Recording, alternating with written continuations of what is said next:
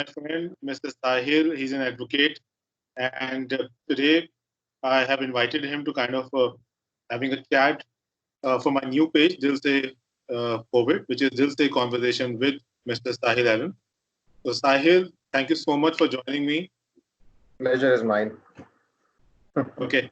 So, Thank- how are you and what are you doing this? This particular period when everything is locked down. Are you managing your work from home, or are you still going to the court? So, as you know, I'm a litigation lawyer, so nothing like work from home, just a few files to grab on, nothing Okay. more.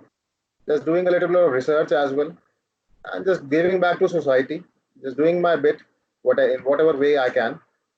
Yeah, Fantastic. yeah, And nothing how's else. family? Family, everyone is okay? Family is Auntie, uncle? great. Family is great. Yes, of course. Our kids over there, Fantastic. They're all good and safe. nice. Okay, Sahil, the reason I purposely wanted to have a chat with you on Yeah, certain please. topics, Mm-hmm. we all know the situation of our country right now. In Right, fact, it is a global situation that everyone is facing right. through this pandemic COVID-19. Mm-hmm. So I will talk about only two industries, which is aviation and hospitality at the moment, the Right. most affected two industries of our country. Uh-huh. And if I have to elaborate a few points here, a few things about the current situation is Yeah. we all know because of the lockdown, the economy is kind of it's on still position. We're Yeah, not correct. moving forward, and most likely once the lockdown is lifted, we don't see that pace is happening which was there earlier before lockdown. Mm-hmm. Mm-hmm. So there are many speculation, in the mind of the people, especially with hospitality, I would say, Right. because there are a lot of my friends, they have already, kind of started getting the heat from their employers. Mm-hmm. Uh, some of them, they are still working.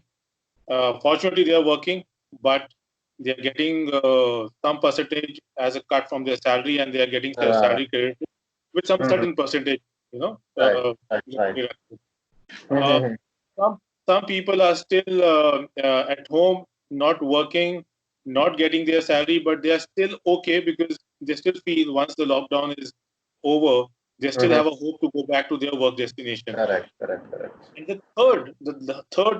the worst case scenario, Mm-hmm. which has happened recently with a couple of my friends, they lost their job, so Oh. they are under multiple depression. One is there is no amount which is coming to their bank. Number Mm-hmm. one. Number two, they are jobless. So after the lockdown, they still have to take their profile and resumes to go in the market to search for a Mm-hmm. job. Mm-hmm. So there's additional stress. Now, Right. in our country, we all know what sort of a labor law or what sort of a, you know, Mm-hmm. um, how much we are strong in terms of Right. our rights when it comes to employer-employee relationship. So I thought of inviting you to have your viewpoints, your thoughts, how one can protect themselves from this particular situation and what they can do individually, or maybe if they want to, do follow some sort of an association to go forward and and raise their voice for their right. So what they can do. So these are the three things that I want to put in front of you. Uh, Moving forward, I will certainly have a few more questions. So Of over to course. you. Yeah. So I'll start by this session. I'll be covering it in three legs. So the first leg would be the factual aspect of this position. The second would be the legal aspect, as we say, the statutes and the laws involved and as applicable in the state of India. And third would be the advisories and the notifications and the special orders being issued by the Supreme Court of India. Okay.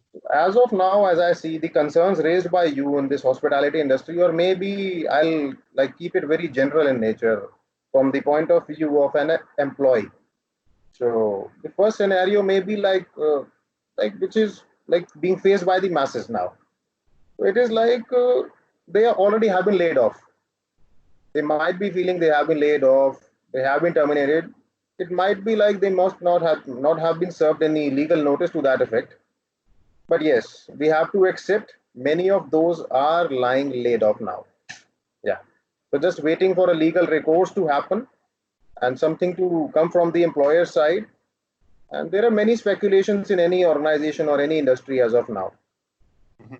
And the latest upbringing in this thing remains that many employer associations, or you may say trade associations, approached the Supreme Court of India seeking relief against the order notification issued by Ministry of Home Affairs that no employer would deduct any part of salary of an employee during the COVID period, the novel coronavirus COVID-19.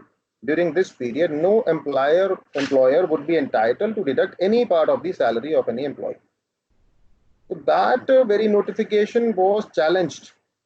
Its sustainability was challenged before the Supreme Court. So until the last Friday, the Supreme Court had stayed the operation of that notification, and it was now kept for today, this Friday. Now we are standing on 22nd of May, that is today. So let's see, I'll be sharing the outcome of today's proceedings very soon. So as of now, I don't have any updates as of now, but soon I'll be sharing. Second aspect remains that maybe an employee, employer, or a businessman, or any stakeholder in any organization, like many of us have some micro loans or maybe home loans or any kind of retail loans. So that is the major issue these days, because bank is no one's like real blood. So, like the earlier 3 months moratorium period, which was extended by the RBI under the directions of the RBI. So the financial institutions, including the NBFCs, the non-banking financial companies, so they had to extend the benefit of 3 months moratorium period, which was to be adjusted at the end of the loan term. So today, as like the announcement made by the Reserve Bank of India governor, so that moratorium has been extended by another 3 months. So that is the thumbs up news for many of them, because So coming on our main topic, so the employer-employee relations. Factually speaking, many of employees have been laid off. So what is actually the term layoff? So in India, we have the statute in the title as Industrial Disputes Act. Okay. So that is the major statute, the major law governing the employer-employee relations, the possible solutions for an employee, providing for a competent authority to address for like their solutions between the employer-employee. So coming back to the point, the layoff and retrenchment. So layoff is just a normal situation in which an employer fails to provide employment to his employee or fails to provide any work to his employee. It may be due to any reason, due to failure of resources, or maybe any reason out of his control. Then the other term is retrenchment. Now, retrenchment is something which is at par with termination.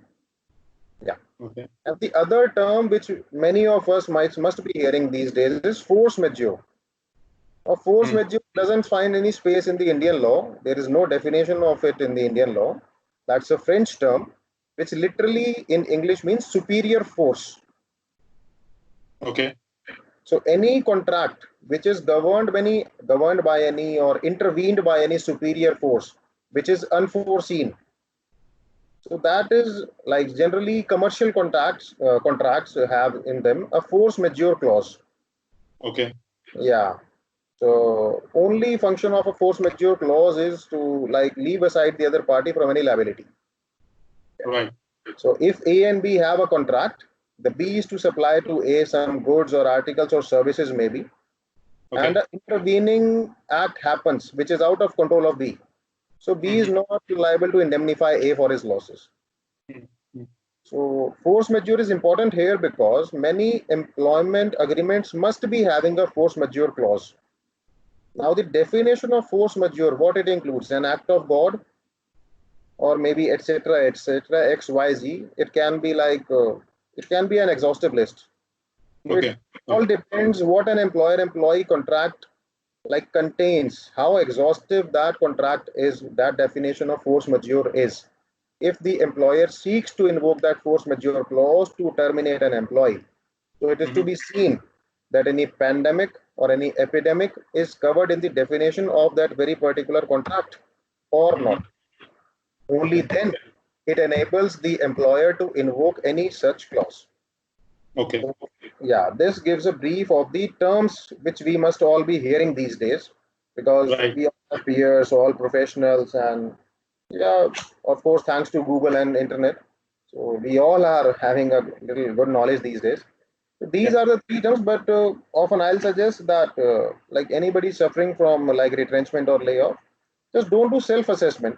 Just consult any lawyer out there. There are plenty of them. They are good lawyers. Just yeah. So don't do any Right. self-assessment of contracts or something else. Just hire a good lawyer and yeah,